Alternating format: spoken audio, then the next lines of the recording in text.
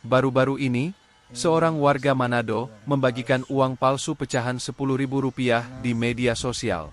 Dalam unggahan tersebut, warga mempertanyakan keaslian uang Rp10.000 dan membandingkan dua lembaran uang pecahan Rp10.000, namun yang satunya sudah tampak sobek.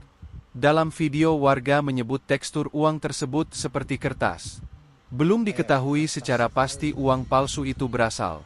Akan tetapi sumber menyebutkan bahwa dugaan uang palsu itu didapat dari kembalian usai mengisi BBM di salah satu SPBU di kota Manado.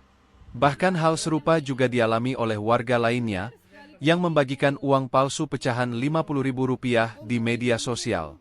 Dalam narasi disebutkan kalau dugaan uang palsu tersebut susah untuk dibedakan antara uang asli dan palsu.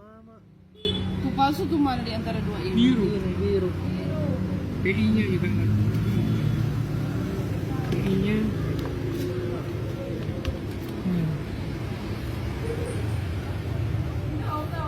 Deng DP ini apa Kang? DP itu berupa kertas dan bagaris ininya enggak tuh? Iya. Enggak presisi. Iya. Mar, dong nyoba baking so jago no. Ini uang asli atau uang palsu? Karena teksturnya kayak kertas sekali.